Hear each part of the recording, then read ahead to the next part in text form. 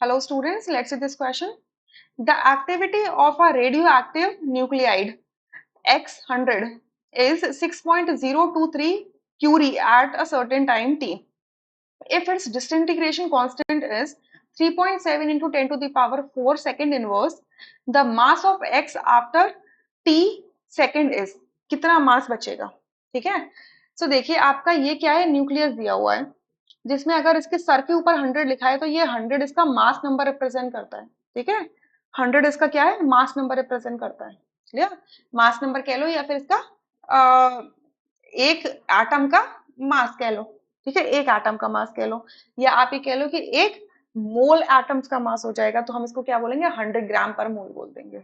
ठीक है, तो कह रहे हैं एक ये जो रेडियो एक्टिव न्यूक्लियस है एक्स, इसकी एक्टिविटी कितनी है टाइम टी पर। एक्टिविटी होने का मतलब क्या है, या तो आप ऐसे लिखो D X upon D T, ऐसे लिखो।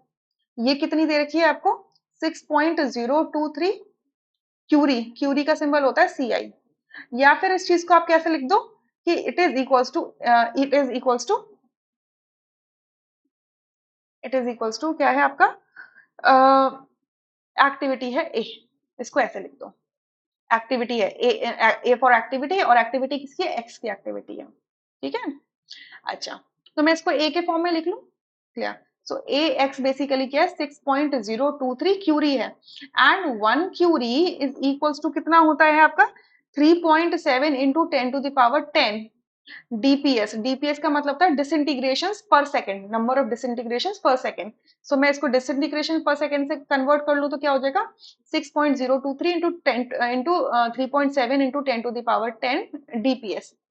डीपीएस क्लियर, ये किस पे हो रहा है, सर्टेन टाइम टी पे हो रहा है। कह रहे हैं इफ इट्स डिसइंटीग्रेशन कांस्टेंट यानी कि लैम्डा, इसकी लैम्डा वैल्यू कितनी है, 3.7 into 10 to the power 4 second inverse है। ठीक है, द मास ऑफ एक्स पूछ रहे हैं यानी कि डब्ल्यू पूछ रहे हैं। ठीक है, सो हमें पता है radio activity first law, first order of kinetics follow करती है। तो फर्स्ट ऑर्डर काइनेटिक्स फॉलो करती है तो we know that rate of disintegration of X is equals to decay constant and the number of x left, number of atoms of x left। ठीक है, number of atoms of और amount of x left. तो यहाँ पे basically हम numbers में बात कर लेंगे। ठीक है, कितने जनरली नंबर्स में ही लिया जाता है। क्लियर, अच्छा, so minus D X upon D T क्या है हमारा, ए एक्स है, और ए एक्स की वैल्यू हमने निकाल दी है पूरी की पूरी पर सेकेंड्स के अंदर। तो ये कितनी है, 6.023 इंटू, अच्छा यहाँ पे वैल्यू लिखने से पहले आप ये देख लो कि हमारे पास क्या क्या गिवन है। हमारे पास minus D X upon D T given है, लैम्डा गिवन है, तो मैं एन एक्स की वैल्यू निकाल सकती हूँ। एन एक्स ये पूरा क्या है, ए एक्स के इक्वल है। तो एन एक्स की वैल्यू क्या हो जाएगी, ए एक्स अपॉन लैम्डा।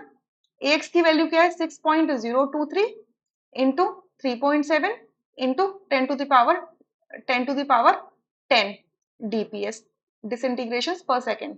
ठीक है, एंड लैम्डा की वैल्यू कितनी है, 3.7 into 10 to the power 4 second inverse. तो देखो सेकेंड इनवर्स से सेकेंड इनवर्स कैंसिल हो गए। ठीक है, 3.7 से 3.7 बचा क्या, 6.023 इंटू 10 टू दावर 6। ठीक है, इतने पार्टिकल्स बचेंगे। ठीक है, इतने पार्टिकल्स बचेंगे।